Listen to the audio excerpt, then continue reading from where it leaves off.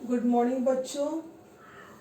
पिछली क्लास में हमने एचसीएफ फाइंड आउट करना सीखा था डिवीजन मेथड से और फैक्टराइजेशन मेथड से। आज हम एलसीएम फाइंड आउट करना सीखेंगे, लीस्ट कॉमन मल्टीपल। एलसीएम का फुल फॉर्म क्या है? Least common multiple. आज हम देखेंगे कि हमें एलसीएम कैसे फाइंड आउट करना है। सेम वही मेथड है जो हमने एचसीएफ फाइंड आउट करने के लिए दिया था। हम फैक्टर्स निकालेंगे। 12 और 15 के हमने पहले फैक्टर्स निकाले। 12 के फैक्टर्स देखो यहाँ लिखे हमने 2 इंटू 3, ये 12 के फैक्टर्स है।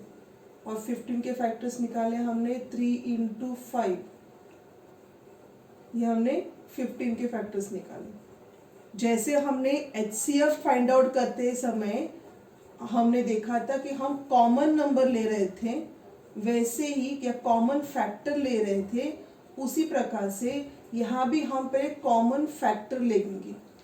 कॉमन फैक्टर क्या है हमारा? 3। तो हमने 3 ये कॉमन फैक्टर लिया। अब हमारे अनकॉमन फैक्टर्स कौन से हैं? 3 कॉमन फैक्टर तो हमने ले लिया। अब अनकॉमन फैक्टर्स कौन से हैं हमारे? तो 2, ये 2 और 5, ये हमारे अनकॉमन फैक्टर्स है। अनकॉमन फैक्टर्स मतलब जो कॉमन नहीं होते हैं वो अनकॉमन होते हैं। तो हमने अनकॉमन फैक्टर्स भी लिखे। तो देखो यहाँ हमने लिखे हैं, पहले कॉमन फैक्टर लिखे। कॉमन फैक्टर क्या है हमारा? 3, यानी इधर भी 3 है और इधर भी 3 है, इसलिए कॉमन फैक्टर हो गया। अब 12 के अनकॉमन और 15 के अनकॉमन फैक्टर्स हमने यहाँ लिख कर ले लिए।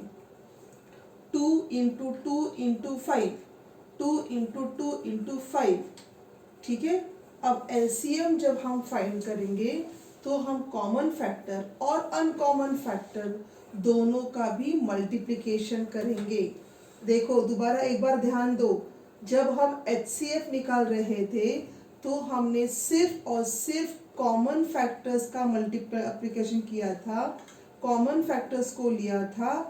पर एलसीएम फाइंड आउट करते समय हम कॉमन और अनकॉमन दोनों भी फैक्टर्स का मल्टीप्लिकेशन करेंगे। तो कॉमन फैक्टर लिखे इनटू अनकॉमन फैक्टर लिखे। तो कॉमन फैक्टर कौन सा है हमारा? 3, और अनकॉमन फैक्टर्स कौन से है? 2 इंटू 2 इंटू 5। तो हमने मल्टीप्लाई किया 3 इंटू 20, आंसर कितना आया? 60। तो ये क्या है आपका एलसीएम। किसका एलसीएम है ये? 12 और 15 का। उस दिन मैंने आपको शॉर्टकट भी बताया था, अगर आपको याद आ रहा हो तो। देखते हैं शॉर्टकट से आंसर क्या आता है। शॉर्टकट में सिर्फ इतना ही ध्यान देना है कि दोनों भी नंबर्स एक ही टेबल में आने चाहिए। अब 12 और 15 कौन से टेबल में आते हैं?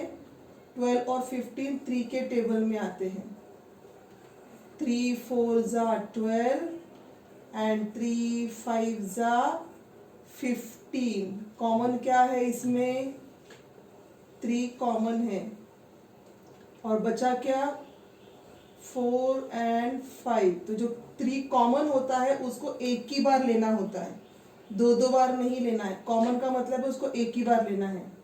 करो मल्टीप्लिकेशन। 3 4 ज़ा 12 एंड 12 5 ज़ा 60। आगे आपका एलसीएम 60। इस प्रकार से आप शॉर्टकट से एक साइड में भी रफ में कर सकते हो। और ये जो मेथड है, इस मेथड से आपको एग्जाम में लिखना है। इसे आप लिख कर ले लो। इसके बाद हम दूसरा गणित करते हैं। सेकंड उदाहरण देखते हैं हम लोग। यहाँ पर 3 नंबर है, 3 नंबर्स है और 3 नंबर्स का आपको एलसीएम फाइंड आउट करना है। मेथड सेम वही है जो हम अब तक करते आ रहे हैं। जो नंबर्स आपको दिए हैं उसका फैक्टराइजेशन करो, उसके फैक्टर्स फाइंड आउट करो। 6 के फैक्टर्स हमने फाइंड आउट किए 2 इंटू 3। 8 के फैक्टर्स फाइंड आउट किए 2 इंटू 2 इंटू 2। 10 के फैक्टर्स फाइंड आउट किए, 2 इंटू 5। अब इन तीनों भी नंबर्स के फैक्टर्स में कॉमन फैक्टर कौन सा है आपका? 2, क्योंकि 2 तीनों जगह पे आ रहा है। कॉमन फैक्टर को एक ही बार लिखना है, 3 बार नहीं लिखना, तो क्योंकि उसी का मतलब होता है कॉमन। तो कॉमन फैक्टर को हमने यहाँ पर एक बार लिख लिया।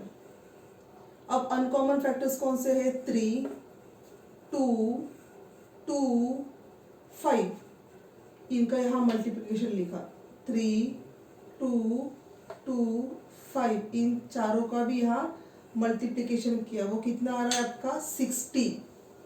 तो आपका एलसीएम क्या हो गया? Common factor into uncommon factor.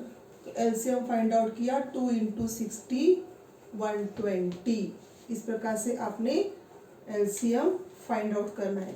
Shortcut में देखो, 6, 8 और 10 तीनों भी एक ही टेबल में आने चाहिए। कौन से टेबल में आते हैं?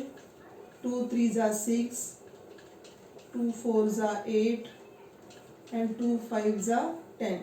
कॉमन क्या है? 2।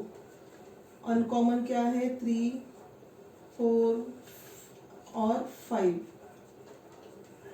इनका मल्टीप्लिकेशन करो, कितना आता है? 120। तो आपका एलसीएम क्या है? 120। इसे भी आप अपनी नोटबुक में लिख लो।